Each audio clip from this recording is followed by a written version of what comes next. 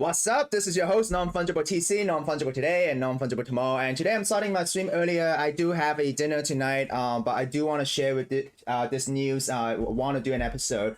So for those of you who do not know, big hack today. So yesterday we talked about Nomad, right? So that hack happened when someone found a flaw and then a bunch of people started using that flaw to withdraw funds. But today we have a hack that is ongoing, and this is day 2 of this hack. And even if you have a Solana wallet that is dormant, right? Even if you have a Solana wallet that you don't really use that often, a lot of people are being affected, right? People have the wallet dormant for like 3 months or so, but still they were hacked. So what happened was that more than 5,000 wallets have been drained of millions of dollars, and this definitely affected the Solana price. So so Solana token and also the USDC were drained from wallets in this attack. So basically, a unknown attacker drained thousands of wallets containing at least 4 million worth of Solana and USDC late Tuesday night. The hack, which was ongoing at 8 p.m. PST, seems to originate on the Solana browser wallet Phantom and was believed to compromise user key, possibly involving seed phrase that will be used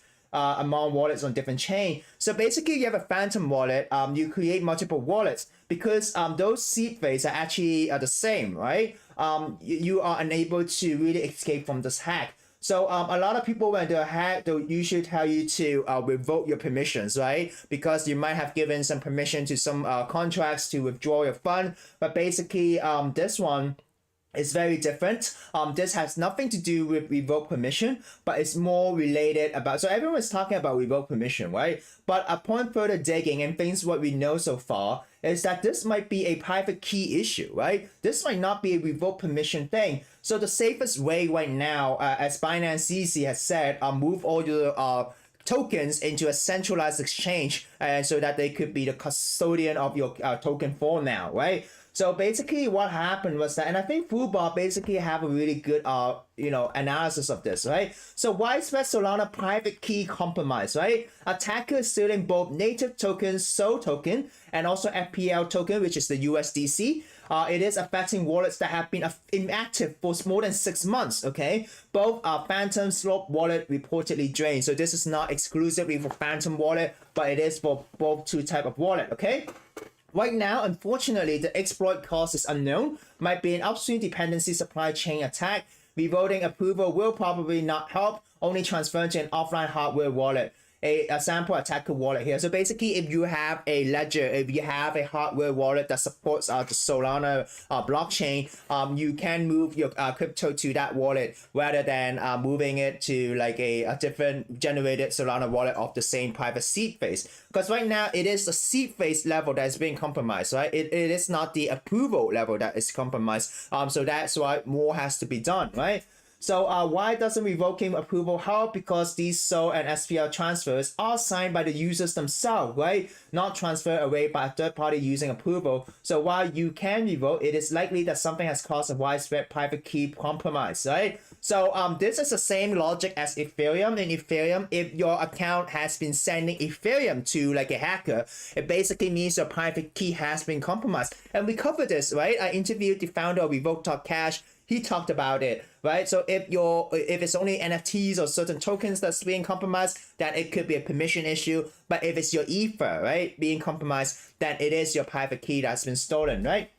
So the solution is to transfer asset into a wallet that has never exposed a private key to potentially vulnerable browser extension, which means hardware wallet, nothing else. If you don't have a hardware wallet, the best course of action is to limit any upstream telemetry that could be happening. Ironically, close the browser, shut down the computer. Airplane mode work as well for anything touching PKs until the exploit cause is known and fixed. Several have pointed out that transferring assets to a reliable centralized exchange is another holdover strategy. You don't have a hardware wallet. This is the most approachable for less experienced user, right? So guys, if people are telling you to revoke permission, that is not enough. You need to move it to either hardware wallet or you either move it to a centralized exchange wallet so that they could be your custody for now, right?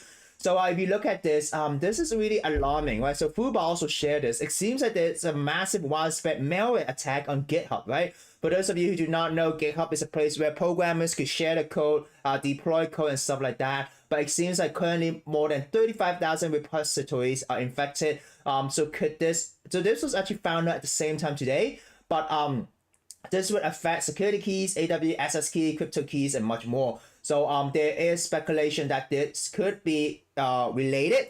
But if this is related, it seems like more and more programs could be affected, because this is on a programming level rather than just on a just blockchain remote access level, right? So if we look at this, Solana exploit enters second day as CEO points to attack on Apple hot wallets, right? So Solana Lab CEO looks like it's a supply chain attack on iOS based wallets, right? So could it be some application level that is affecting this? We do not know, but one thing we do know that all of this hack is actually causing the Solana price to dump quite a bit today earlier, right? So anyways, our market is recovering. So let us move to traditional news. So we look at traditional news. Pelosi has finally left Taiwan. She's now going to South Korea, I think. Folks are still trying to sell the business for 600 mil. And also the 200 mil crypto hacked occurred. So this is actually, I think, related to the Solana, right? If you look at this, yeah, this is Nomad, right? So Solana is another multi-million hack. So if you look at the traditional market today, the things that could affect us is actually these earnings, right? Under Armour, Moderna, CVS, Health, Robinhood, right? So I think Robinhood would definitely affect the markets. It is traded like a technology stock, right? But others may be less affecting the crypto market. But the crypto market in general is up because the tension has been relieved a little bit. But we do see that macros in general is kind of negative. Household debt hit a record high of 16 trillion in Q2. Job openings fell to a 9-month low of 10.7 million in June. So that's why macro still kind of looks negative. Let us look at CNBC. The Asian market was kind of mixed, but it's slightly higher now that the tension is gone.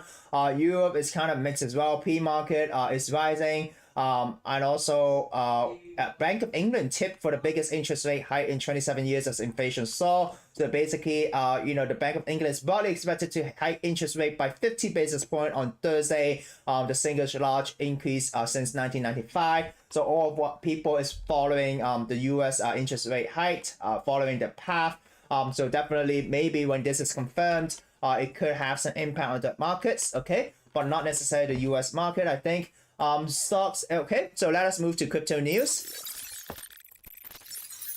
So guys, I always talk about the total crypto market cap because it is a good indicator to see where the money has come in. So now we are at a 2.64% increase compared to yesterday, which is a 1.08 trillion crypto market cap. Bitcoin now at trading at 23,000, Ethereum at 1.6 thousand.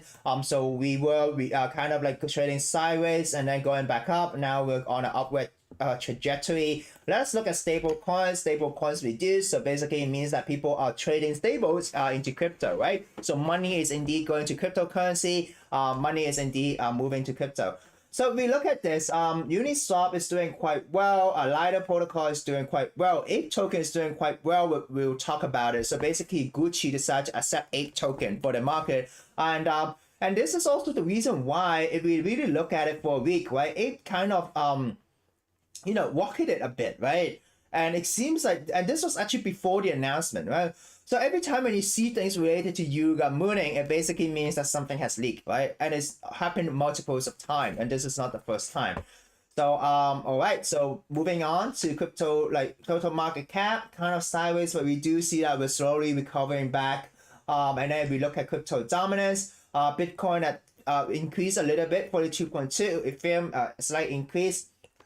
But everything is kind of bullish before the merge, right? I mean, like the narrative is kind of bullish, right? So on-chain data, pretty much the same. Positive for Bitcoin today. Yesterday was both negative. But yeah, it's good to see this. So DeFi, we do see that we're slowly recovering since the Lunar crash. But still, DeFi is still a bit shaky. Like people aren't fully invested into it. But it'll be interesting to look at the chains in terms of the change. Let us look at 1 month change.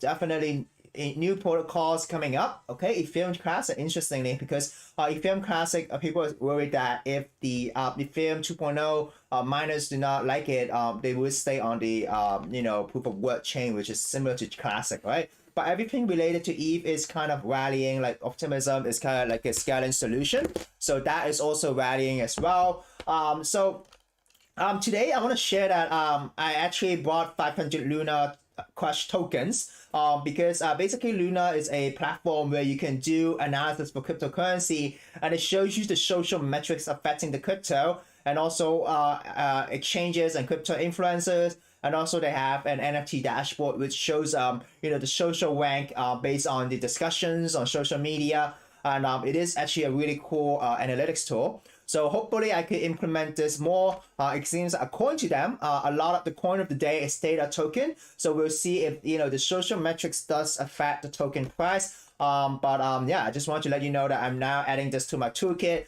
and then hopefully this could be helpful, right? Because they're also so basically this is how it works, right?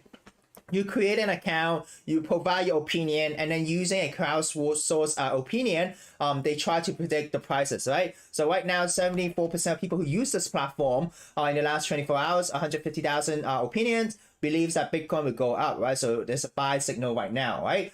So it uses the crowd's opinions in order to generate certain type of insight, right? But whether the crowd opinion is always 100% correct, there is, it is challengeable. But the really interesting about this platform is that, so I was lazy, I just bought 500 token for the max access, right? So if you have the max access token, right? If you buy the max token, basically you get level 4. You have a different type of summaries, access, data, duration, insight, real-time alerts, and stuff like that, right? But if you are level 0, you could try to earn your way by providing opinions, and then they'll give you tokens, right? So I really like how this is not like a weekly or monthly subscription, but it's like you own the token, then you have access to the platform, right? So anyways, hoping to use this to generate more insight with everyone. So moving on to crypto news, MicroStrategy. So Michael Saylor decides to step aside. So he's now no longer the CEO of MicroStrategy, but he is now the chairperson of MicroStrategy, right? He's a chairman right now. So this is one of the big news today. They kind of made quite a big loss of 970 million Bitcoin empowerment charge as Saylor steps aside, right? So yeah, interesting to see this move of MicroStrategy. Okay, all right. So yeah, he did talk about why he's doing this, why he wants to spend more time as a chairperson or chairman rather than just a CEO, right? So next news, Robinhood April cuts did not go far enough. So basically, Robinhood is coming up with the earnings report, right? So they're laying off more people. Okay, so they are laying off 23% of its staff. So it seems like maybe Robinhood's earnings report isn't gonna look good today, right? Just to let you know this, so they're saying that the previous cut was not big enough, and so they're cutting more people. So moving on to NFT news. So every day I get my news from LFG. Shout out to them, a great platform. So it seems like because I'm doing my updates earlier, they haven't updated the website yet, but definitely check out LFG. And actually, for those of you who do not know, there's a new meme. So a media reported that LFG basically means less form group, right? So for those of you who actually know, LFG is basically means less F go, like less effing go, right? Like, oh, let's go to the moon, right? So interesting meme that came up recently. In NFT news, Ethereum name service domain registration hit all-time high as merge approaches. So basically, I think people are speculating that more and more people will use Ethereum domain names, right? When ETH becomes 2.0. So definitely, this is the reason why potentially one of the reasons why domain name is high, and also people are speculating it, right? So I was talking about the ApeCoin. So Gucci becomes first major brand to accept ApeCoin payment, right? Which is interesting. So Gucci will be using the platform BitPay in order to do ApeCoin payment. So someone did a buy Gucci sub using Ape token. And also I saw on Bored Ape Gazette, someone used 2 hours just to buy this to support this whole idea, right? So it's Gucci definitely doing the right thing. And also, this is not Gucci's first entry into the NFT space, right? They were doing the Gucci Grail with Ragami-san as well. And also they were doing digital wearables for your apes, using the Gucci Grail, right? So some apes were hoping to buy the same Grail stuff, but they don't have it in the store. But Bored Ape Gazette basically covered it, right? So it's interesting to see how, the market tends to front run, right? The ape token was running before this news came up, right? So it really shows you that whenever you see something related to the Yuga ecosystem, like Meebits, right, like Ape Token, like other Saylor, starts to get in volume, basically you can expect that a news to come up, and whether that you should speculate on this, hype is really up to you. So next NFT news, Socios.com will invest 100 million in FC Barcelona's Metaverse push. So Socios is actually a social token platform. They would invest 100 million in the digital business of soccer team of SC Barcelona, Barca Studio. So it will get them 24.5% of the stake in the digital division of the club, right? So it's really interesting to see the Barcelona, team creating metaverse stuff, and also how Web3 companies like social token Socios is investing in this, right? So that's it for today's news. Thank you guys for watching. This is your host, Non-Fungible TC. Trade safe. I do believe that the market might recover slightly after the tension in the Taiwan has been reduced a little bit. But still, the market is quite cautious. We do have rate hikes that's gonna happen. So this is your host, Non-Fungible TC, signing out.